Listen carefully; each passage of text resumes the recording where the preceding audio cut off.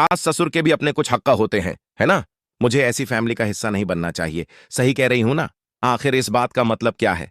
जिन्हें मेरी शख्सियत से ज्यादा मेरी दौलत में दिलचस्पी हो, उन्होंने अम्मी से सारा जेवर किस बहाने से निकलवा लिया। हर सास की ख्वाहिश होती है कि बहू उसे अपना समझे, लेकिन यहां मामला कुछ और ही नजर आता है।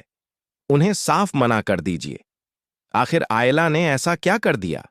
उसे लेने कौन जाएगा? अगर सामने वाले लोग टाल मटोल कर रहे हैं तो आप भी जल्दबाजी मत कीजिए। हफ्सा कभी आयला तो कभी जीनिया के पीछे पड़ी रहेगी।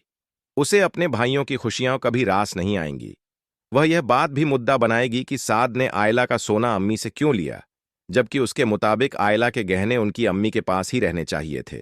हफ्सा लगातार अपनी अम्मी के दिल में साद और आयला के खिलाफ गलतफहमियां पैदा करती रहेगी। उसे अपने ही घर का सुकून मंजूर नहीं होगा। कभी वह जीनिया के आबिस के साथ रहने पर ऐतराज करेगी तो कभी कोई नया विवाद खड़ा कर देगी।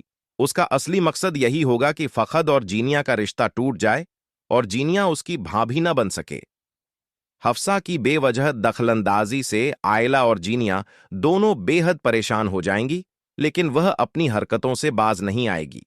दूसरी तरफ आबिस भी इस रिश्ते से इनकार कर देगा, क्योंकि उसे महसूस होगा कि हिब्बा के घर वालों की दिलचस्पी उससे नहीं, बल्कि उसकी दौलत से है। यही वजह होगी कि वह हिब्बा से शादी करने का इरादा छोड़ देगा।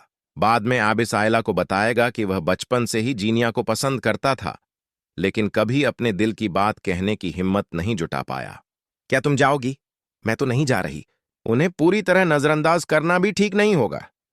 सास ससुर के भी अपने कुछ हक्का होते हैं, है ना?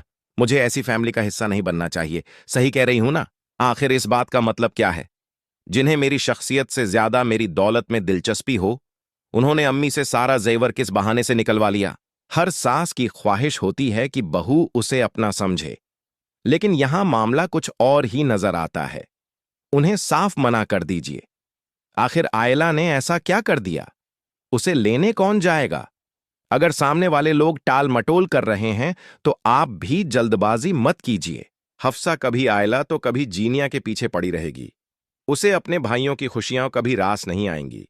वह यह बात भी मुद्दा बनाएगी कि साद ने आयला का सोना अम्मी से क्यों लिया, जबकि उसके मुताबिक आयला के गहने उनकी अम्मी के पास ही रहने चाहिए थे। हफ्सा लगातार अपनी अम्मी के दिल में साद और आयला के खिलाफ गलतफहमियां पैदा करती रहेगी। उसे अपने ही घर का सुकून मंजूर नहीं होगा। कभी वह जीनिया के आबिस के साथ रहने पर ऐतराज करेगी तो कभी कोई नया विवाद खड़ा कर देगी। उसका असली मकसद यही होगा कि फखद और जीनिया का रिश्ता टूट जाए और जीनिया उसकी भाभी न बन सके। हफ्सा की बेवजह दखलंदाजी से आयला और जीनिया दोनों बेहद परेशान हो जाएंगी, लेकिन वह अपनी हरकतों से बाज नहीं आएगी।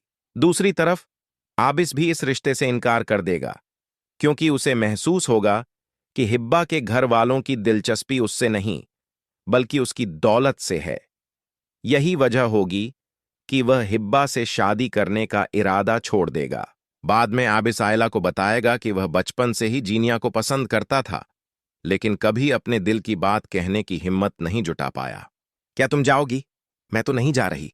उन्हें पूरी तरह नजरअंदाज करना भी ठीक नहीं होगा।